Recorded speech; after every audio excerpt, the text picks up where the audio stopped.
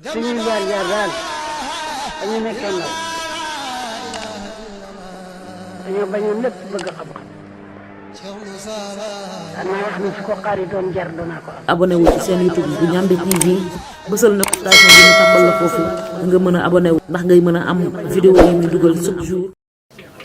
Bonsoir chers téléspectateurs Ndiamé TV, nous sommes ici à Yeumbeul en direct de Yeumbeul du chant annuel de cher Baye Modou Lamine Mbaye, un chant qu'il organise annuellement ici à Yeumbeul. Mais quand on parle de Yeumbeul, on se limite pas seulement à Baye Modou Mbaye, mais il y a aussi Cheikh Mohamed Lamine Gueye, n'est-ce pas, qui fait quand même un chant annuel lors du Mawlud. Voilà, donc on lui salue de passage. Ouais. Bon, je suis aussi en direct quand même avec Monsieur Tar Djei qui vient de la Mauritanie depuis hier quand même à travers des bus, voyez, parce qu'il y a autant de Mauritaniens qui ont emprunté quand même des bus, voyez, qui ont loué des bus pour assister à cette journée quand même géniale qui va durer quand même à ce chant génial qui va durer 3 jours. 3 jours on dirait parce que c'est le petit jour, le petit soir quand même du 18 où il y a l'accueil comme on l'a fait hier, mais aussi la journée d'aujourd'hui, vous voyez, où il y a quand même il y a autant de choses, autant de programmes qui se sont passés. Ouais, et aussi quand même dans la soirée aussi, il y a aussi des conférences dans la journée. Il y a aussi des allocutions de plusieurs chers guides religieux quand même qui sont construits par Cheikh Moussa Sy Ndiamé Daoud. Donc Monsieur Gueye, avant d'aller quand même au fond du débat, bon, on vous salue quand même d'avoir aussi, on vous remercie aussi d'avoir accepté l'invitation de Ndiamé TV. Merci beaucoup Monsieur Ly. C'est un honneur et un grand plaisir pour nous de partager ce plateau avec vous à travers Ndiamé TV et que nous remercions énormément pour son travail qu'il est en train d'effectuer et qui part dans le sens de véhiculer davantage le message de Cheikh Moussa. Vu que le message de Cheikh Moussa est un message divin qui doit parcourir le monde. Chaque personne vivant sur cette terre a le droit de connaître ce que Cheikh Moussa appelait. Donc Ndiamé TV est en train vraiment d'apporter sa partition dans ce véhicule. Et nous le remercions énormément. Nous saluons de passage tous les téléspectateurs de Ndiamé TV. Et nous prions, nous demandons à Dieu à ce que cet instrument de vulgarisation des messages se développe, qui deviennent des télévisions, des radios, et voilà, et dans l'avenir, Inch'Allah, nous l'espérons beaucoup. Merci beaucoup. Oui, merci Monsieur Gueye quand même sur vos prières quand même. Nous demandons quand même que Dieu accepte, exauce toutes ces prières-là. Bon, Monsieur Gueye, on a vu que hier vous avez quitté la Mauritanie, et qui a fait autant de kilomètres, vous avez parcouru autant de kilomètres. Bon, qu'est-ce qui vous a animé quand même à parcourir tous ces kilomètres-là? Merci beaucoup, Monsieur Ly, pour l'importance de la question. Vous savez que dans ce monde d'aujourd'hui, aucune personne ne bouge sans pour autant avoir quelque chose qui va l'animer. Vous savez, notre déplacement ici ne date pas d'aujourd'hui. Ça, c'est depuis 2011. Il n'y a que ces 2 années de Corona où ces chants n'ont pas eu lieu et on le comprend, c'est à travers tout le monde. Et voilà. Mais ce qui a fait ceci, c'est que c'est quelqu'un, un jeune, de rien du tout, qui avait quitté Yeumbeul et qui a voyagé, qui est parti en Nouakchott pour travailler. Mais il était parti avec quelque chose. Cette chose-là, c'était quoi? C'était la lumière divine, la connaissance de Dieu. Et c'est cette connaissance qu'il a pu développer en Mauritanie, là où on appelle une république islamique de Mauritanie. Mais pourtant, cet islam, qu'on parlait de la Mauritanie, n'était pas vu du point de vue comportement dans la vie des gens. Et vraiment, c'est ce message qu'il a apporté et qu'il a pu transmettre à des jeunes qui l'ont pu développer et véhiculer tout au long, c'est-à-dire dans toute l'étendue du territoire. Voilà, maintenant, on dit que si tu ne remercies pas une personne, tu ne pourras pas remercier Dieu. Si Dieu a fait quelque chose pour toi, tu dois lui rendre la monnaie de la pièce. Et tout celui que Dieu a aidé jusqu'à lui transmettre cette connaissance, cette lumière divine, a vraiment le devoir et l'obligation de rendre ce Dieu-là la grâce.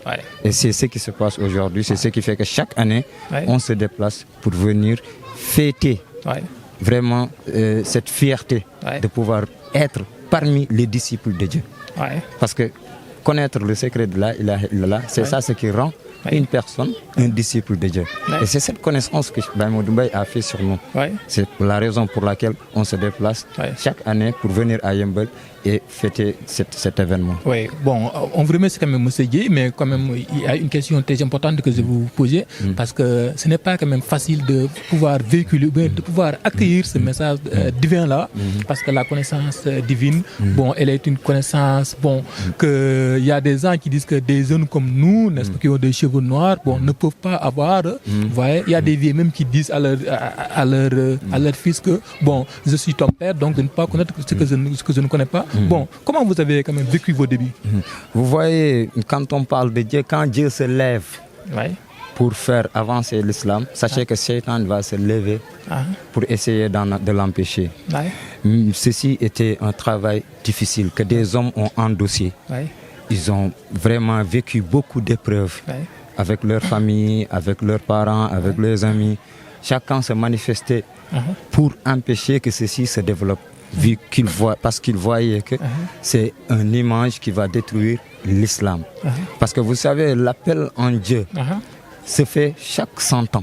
Chaque 100 ans, Dieu va faire descendre quelqu'un qui va renouveler cet islam. Et c'est celui-là que Dieu avait fait descendre en Mauritanie. Et il a pu redresser, c'est-à-dire les démarches de l'islam. Maintenant, ceci, ça va aller avec des difficultés. Les gens qui y rentraient, qui accédaient à lui, avaient des difficultés pour pouvoir le vivre convenablement. Voilà, c'est ce qui a fait que vraiment, c'est pas un chemin facile. Tout celui qui va se lever pour dire que je vais aller en Dieu, c'est pas une chose qui est facile. Tu vas pouvoir rencontrer beaucoup d'obstacles, mais c'est en déviant ces obstacles qu'on va pouvoir atteindre notre objectif. C'est ce qui s'est passé comme partout dans le monde, comme dans toutes les époques où des saints sont descendus pour véhiculer ce message. Mais heureusement, il y a eu des gens qui étaient engagés, qui ont compris l'essence de l'appel, qui ont pu le répondre dans la plus belle des manières. Cet téléspectateur Ndiamé TV, bon, nous nous excusons quand même sur cette rupture qui s'est passée, bon, à cause des choses de toutes petites techniques.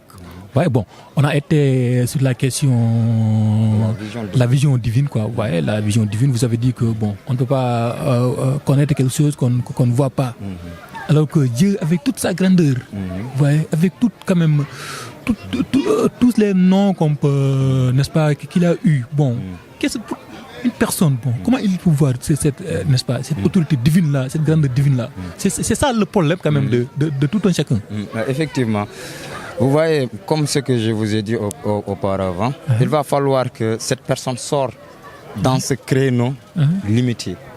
Il va falloir que la personne puisse d'abord avoir une liberté dans son esprit, une liberté spirituelle qui va lui permettre de voyager et d'accéder dans le royaume de Dieu. Ce chemin existe, ce chemin est possible. Ce chemin, c'est à travers la ilaha illallah qui va t'orienter jusqu'à, c'est-à-dire ce royaume. Et avoir un guide digne de son nom qui peut t'accompagner. Comme Baye Modou Mbaye. Comme Baye Modou Mbaye, comme tant d'autres qui sont aujourd'hui des disciples de Cheikh Moussa et qui élèvent les gens et qui les amènent jusqu'à ce royaume et leur donner cette connaissance. Maintenant, la vision, comme on l'entend, nous, en tant qu'humains, cette vision-là qu'on parle de notre Seigneur, c'est cette vision-là qu'on doit avoir chaque instant. Parce que Allahu, Basirun, c'est lui le voyant, c'est lui le clairvoyant. Mais la personne, dès l'instant où lui, il a pu, c'est-à-dire faire disparaître son existence en tant que tel et faire renaître en lui cette capacité, cette force divine en lui, qui était dotée avec lui depuis le jour, bien avant même sa naissance. Maintenant, s'il fait renaître ceci, cette vision-là ne deviendra qu'évidente. Tu auras une vision de Dieu évidente chaque instant. Là où tu sois, là où dans n'importe quel lieu, dans n'importe quel moment, tu seras devant ton Seigneur, c'est-à-dire sans même qu'il y aurait, c'est-à-dire un intermédiaire entre vous. Parce que il a dit, il y a certains, entre eux et le Seigneur, c'est comme s'il y a une sorte de rideau. Maintenant, il va falloir que ce rideau, qu'on l'enlève. Si entre vous et moi, Michel Ly, s'il y avait un rideau ici, vous ne me voyez pas. Mais une fois qu'on enlève ce rideau, c'est-à-dire ma vision envers vous deviendra très claire. Bon, qu'est-ce que vous appelez ce rideau-là? Parce que bon, quand vous dites rideau, les gens vont imaginer que c'est ce rideau-là comme quand même tissu. Mais bon, il s'agit de quel rideau? Toute chose, il y a l'aspect visible, il y a l'aspect invisible. Vous voyez, maintenant quand on parle de ces rideaux, on parle des rideaux de Dieu. La personne, dans son cœur, parce que le cœur, c'est lui le moteur de la personne, c'est lui le moteur. Maintenant, dans son cœur, il peut y avoir des comportements qui vont lui empêcher de pouvoir retrouver ses valeurs divines. Parce qu'on connaît tous, inna lillahi wa inna ilayhi raji'un. Nous tous, nous provenons de Dieu. Donc, nous tous, nous avons cette lumière de Dieu qui était avec nous. Maintenant, comme je vous ai dit tantôt, c'est-à-dire entre-temps, nous avons perdu cette lumière. Maintenant, il va falloir retrouver cette lumière. Maintenant, lors de la perte de cette lumière, c'est ce qu'on appelle traverser le fleuve de l'oubli. Maintenant, le fait de traverser ce fleuve de l'oubli-là, c'est là où, l'instant où ce rideau-là va se positionner en nous. Maintenant, ces rideaux-là, ce sont des comportements. Non, vous avez dit un rideau. Je viens. Ces rideaux-là, je vous ai dit, ce n'est pas comme des rideaux qu'on connaît nous en tant qu'humains. Mais je vous ai dit tantôt que ce sont des rideaux qui vont, c'est-à-dire se localiser dans le cœur. Ce sont des comportements. Parce que la personne doit être bonne. La personne doit être juste. La personne, il y a des valeurs qu'une personne doit avoir. Maintenant, le fait de perdre ces valeurs-là, humaines, c'est ça ce qui va développer en vous des valeurs sataniques. Ce sont ces valeurs sataniques-là qui sont ces rideaux-là. Maintenant, ce sont ces rideaux-là qu'on va dégager et te laisser avec ces valeurs divines, ces valeurs de Dieu qui vont te permettre d'accéder au royaume de Dieu. Bon, merci beaucoup, monsieur Dieye. Bon, ces valeurs quand même spirituelles qui permettent à la personne d'accéder au royaume divin. Bon, vous êtes en Mauritanie. Bon, comment les Mauritaniens apprécient le travail de Cheikh Moussa Sy Ndiamé Daour? Parce qu'il avait dit qu'il avait quand même tendu sa main en disant que vous êtes en ma main jusqu'à la Mecque, n'est-ce pas, aux Arabes Saoudites. À Touba, à Ndiassane, à Tivaouane. Bon, comment les Mauritaniens apprécient ce travail de Cheikh Moussa Sy Ndiamé Daour? Oui, bien sûr. Vous savez, comme tout travail d'un homme de Dieu, au début, il y a des difficultés, il y a énormément d'obstacles. Et voilà, entre-temps, ça avance. Et les gens vont commencer à comprendre. Il y a certains qui vont commencer à comprendre et à aller à la recherche de savoir ce que c'est. Mais il y a d'autres qui ne comprendront jamais. Mais comme que la chose commence à prendre de l'ampleur, commence à être puissant, les gens commencent à être nombreux, maintenant il y aura une peur qui va se dégager envers ces gens-là, ou bien un respect. Finalement, c'est devenu des relations respectueuses. En tout cas, ils nous respectent. Les talibés de Cheikh Moussa en tant que, c'est-à-dire une association religieuse ou bien une communauté religieuse, mais voilà, avec tout temps, c'est-à-dire nous aussi on a des bonnes relations avec les gens, mais n'empêche qu'à chaque fois qu'il va falloir qu'on leur dise la vérité, et cette vérité-là ça finira par sortir. Mais quand même on a des relations purement humaines, des relations très saines, des relations très sérieuses. Il va quand même que tout ce qui pensait, tout ce qui suspectait en nous, en disant que ça, c'est pas une bonne chose pour la religion. En tout cas, toutes ces croyances-là sont devenues fausses, vu que les disciples de Cheikh Modou ont pu démontrer vraiment à travers leur comportement, à travers leur mode de vivre, à travers leur savoir-vivre, ont pu démontrer que cette connaissance-là, le fait de le vivre est la meilleure chose au monde. Et la meilleure solution. Bon, on a vu qu'aussi en Mauritanie, il n'y a que des savants là-bas, parce que Cheikh Ahmadou Bamba a été là-bas avec les Khadr, en même temps que les Tidianes. Vous voyez, et on Mbaye est là-bas, vous aussi, vous êtes là-bas, à travers quand même ce message-là qu'a tendu Cheikh Moussa Sy Ndiamé pour tout le monde. Et moi, je pose la question selon laquelle... parce qu'il y a un vieux qui était là hier, vous voyez, un vieux, qui a été un Niassène, je pense bien. Bon, et maintenant, il est avec Baye Modou Mbaye. Bon, lui, qu'est-ce qu'il a entendu chez vous et il n'a pas entendu chez les Niassènes? Voilà, effectivement, ça c'est lui-même qui l'a confirmé. Oui. Parce qu'il était en relation avec un des Djaouri. C'est comment encore son nom? Sedna Aline. Le gars, il s'appelle Ishaq. C'est le vice-président de l'association des imams en Mauritanie. Donc c'est pas une petite personnalité. Ouais. Voilà, donc si c'est lui-même qui est parti jusqu'à témoigner, voilà, c'est-à-dire le travail de Cheikh Modou. Donc c'est ce qui montre qu'on est sur la bonne voie. Mais ce qui a amené sa relation avec le Dara, c'était au moment des problèmes. Quand il y avait des problèmes, énormément de problèmes, c'est-à-dire les responsables du Dara de Cheikh Modou se sont déplacés pour voir l'association des imams. Vu que nos imams, nos imams qui sont nos parents, ont refusé c'est-à-dire de s'engager avec nous dans le combat. Ou bien, au contraire, c'est eux-mêmes qui nous combattaient. C'était eux-mêmes nos adversaires. Comme ça quand même, hein? Voilà, maintenant, voilà, ils ont décidé, c'est-à-dire d'aller voir les responsables au niveau national. Et ils ont eu des relations avec un érudit qui s'appelle Mohamedoul Hafiz, qui est le cheikh de ce Israq qui venait témoigner. Voilà, et c'est ce Mohamedoul Hafiz qui les a mis en relation avec ce Israq. Et depuis toujours, il menait son combat pour que les talibés de Cheikh Modou puissent s'installer. Le Cheikh Moussa Sy Ndiamé au total. Voilà, puissent vivre en Mauritanie en tranquillité et que l'État ne va pas les déranger. Vous voyez, et depuis lors, il est, c'est-à-dire sur ce chemin, il a des relations avec les responsables. Et machallah, c'est des relations très saines, très propres. Et aujourd'hui, c'est lui-même qui est venu pour découvrir réellement qui est Cheikh Modou. Parce que depuis des ans, Cheikh Modou a quitté Nouakchott depuis 2006. Jusqu'à aujourd'hui, on est en 2022. Donc, et depuis lors, il n'avait jamais rencontré Cheikh Modou. Donc voilà, c'est ce qui montre vraiment que le travail que Cheikh Modou a fait en Nouakchott est énorme. C'est extrêmement important.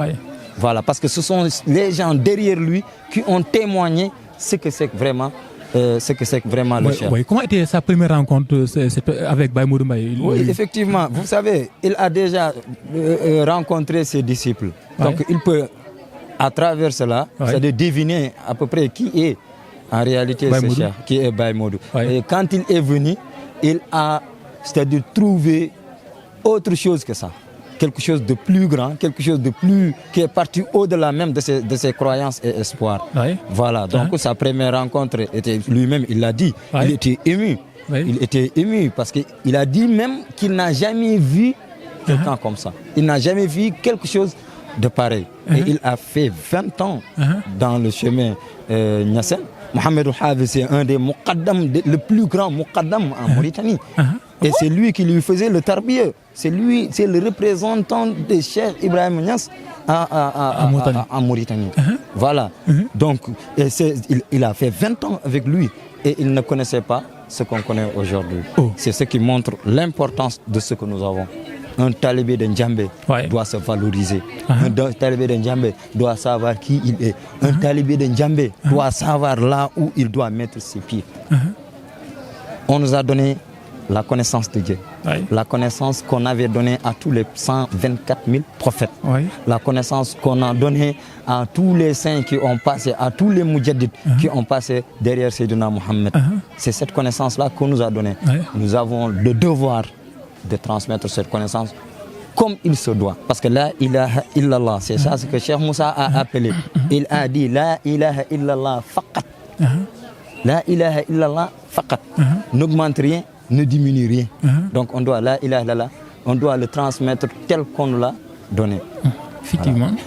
Bon, on a entendu tout à l'heure un de vos jurines dire que il y avait son petit frère quand même qui a été emprisonné bon, à cause d'une seule et unique parole. Et ça s'agitait quand même. Parce qu'il disait que Baye Modou Mbaye est un prophète.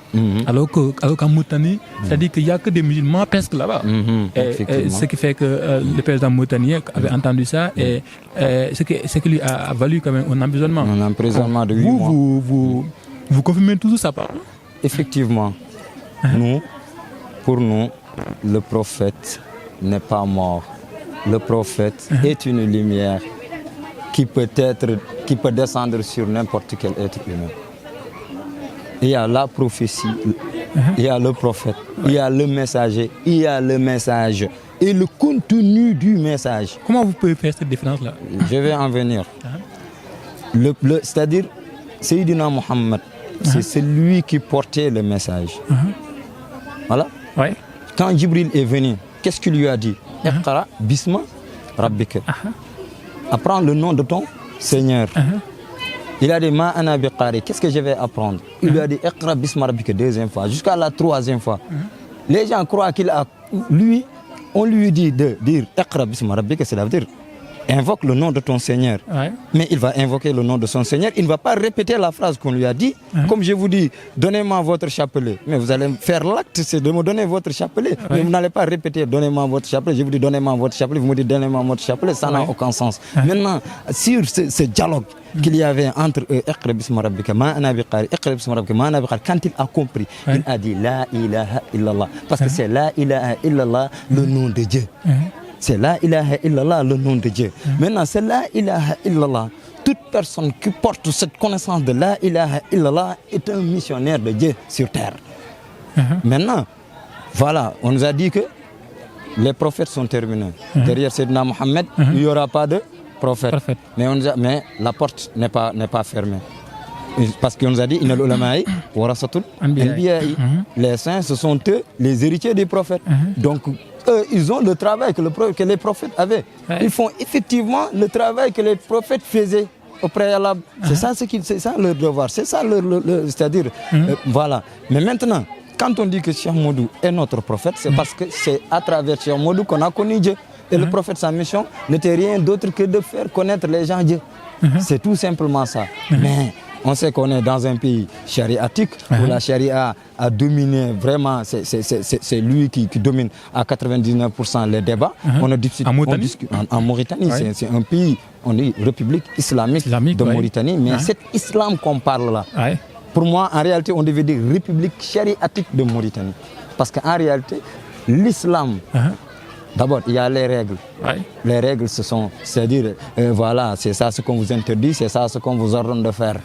Mais il y a l'islam qui est à l'intérieur. Et cet islam-là, c'est lui qui peut servir. C'est lui qui peut servir. Je vais vous donner un exemple, le corona. Au moment où le corona est venu, voilà, les gens ont pris des mesures voilà, pour empêcher les gens de pouvoir accéder à ce virus, pour que les gens ne soient pas contaminés. Voilà, en attendant de trouver le vaccin. Quand le vaccin est venu, ils ont vacciné les gens, maintenant ils ont libéré tout le monde. Mais c'est la même chose. En islam, quand tu n'as pas encore compris, nous tous, on est malades. On a des maladies, c'est-à-dire spirituelles. On a des maladies de notre âme. Maintenant, quand ton âme est malade, en attendant qu'on trouve, c'est-à-dire une solution pour ça, un remède, il va falloir que, c'est-à-dire tu te confies aux mesures qu'on a prises, c'est-à-dire la prière, le jeûne, tout ce qui est loi chariatique. C'est ça ce que les gens ont du mal à comprendre. En attendant qu'on trouve le vaccin qui est la ilaha illallah, shifa'i kulli da'in. C'est lui, c'est-à-dire la solution de tout. De toutes sortes de maladies. C'est lui le remède de toutes sortes de maladies. Voilà. Maintenant, en attendant que tu trouves la ilaha illallah, prends la prière, fais le jeûne, fais le zakat, il faut partir à la Mecque si tu peux. Mais dès l'instant où tu trouves la ilaha illallah et que tu le vis comme il se doit, toutes ces maladies vont disparaître. Tout ce qui est maladie spirituelle qui va t'empêcher d'accéder à ton Seigneur va disparaître. Maintenant, en connaissant la Mauritanie, on sait que ces lois chariatiques sont vraiment n'empêchent qu'il y a des gens vraiment qui ont cette connaissance, mais qui les vivent, c'est-à-dire en se cachant. Ouais. Il ne peut pas le dévoiler sur la place publique. C'est ça la différence avec Cheikh Modou Mbaye. Parce que quand il est venu, c'est-à-dire il a pu le dévoiler il a propagé ça, sur quoi. la place publique. Il a pu propager ça jusqu'à ce que tout le monde l'a entendu, jusqu'à ce que tout le monde a su qu'il y a un autre discours différent de celui qui était là, qui est rentré dans ce pays.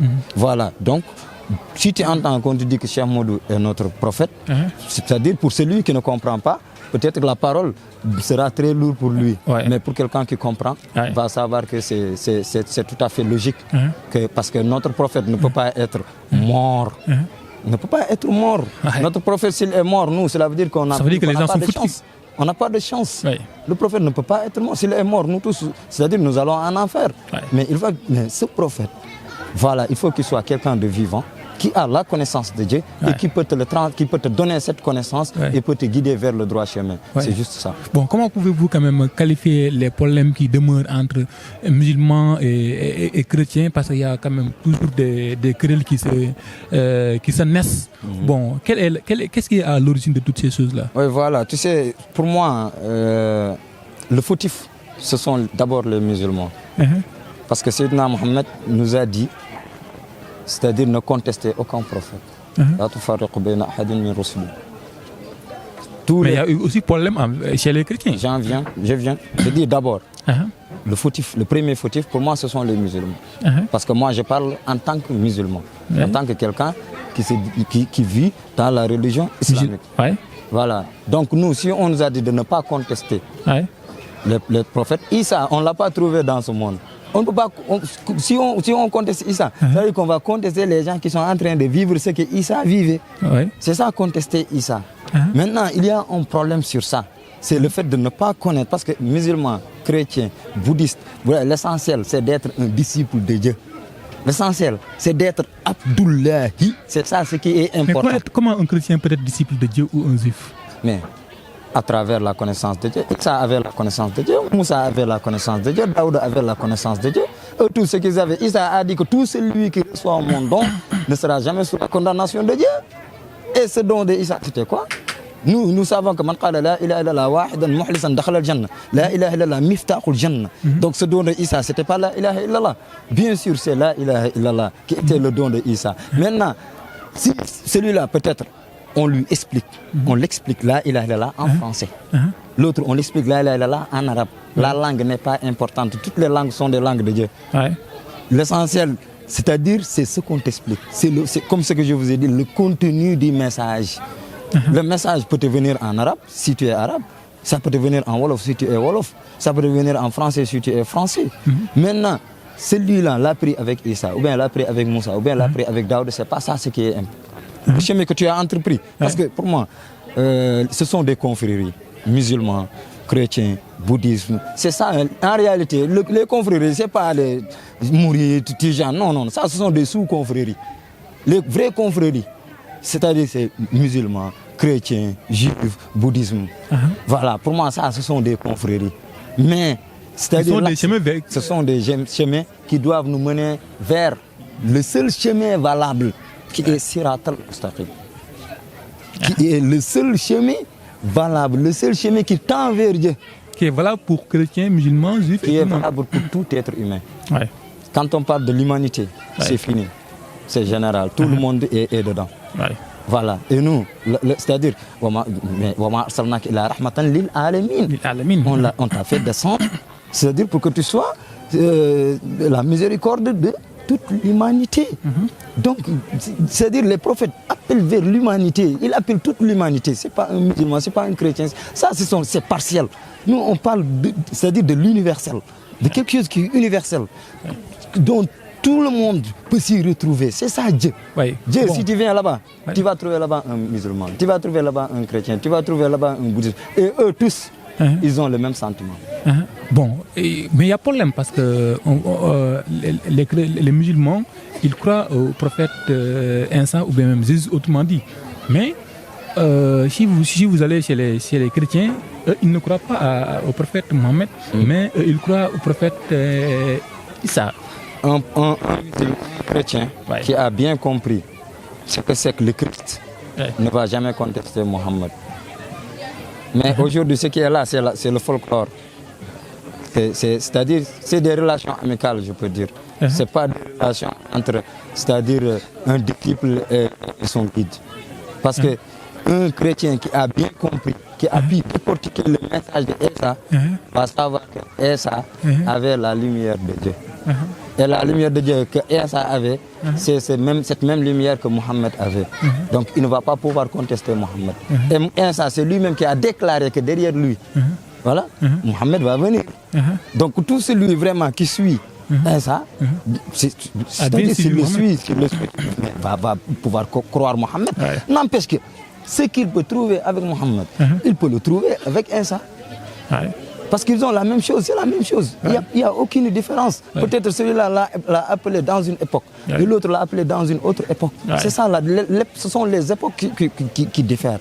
Mais ce n'est pas le contenu vraiment, parce que le message de Dieu est unique.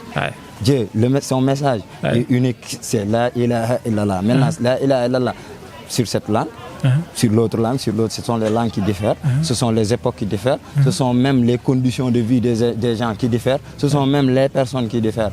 Mais c'est-à-dire le contenu est le même. Ouais. Bon, là où on colore le débat, bon, on a vu que chez les Yalla, il y a ceux qui ne font pas cette prière-là que les enfants font au niveau de mosquée, parce qu'ils disent qu'on a cru là. Donc, à travers ça, c'est une prière qui n'a pas de, qui n'a pas de limite. Bon, croyez-vous en ça? Mais vous savez, l'islam était là bien avant la prière. L'islam a toujours existé, depuis Adam jusqu'à nos jours. Cette prière compris est venue qu'avec Sayyidina Mohammed. Et les gens obéissaient Dieu, rentraient au paradis sans pour autant prier. Donc, on a trouvé maintenant, il l'a amené.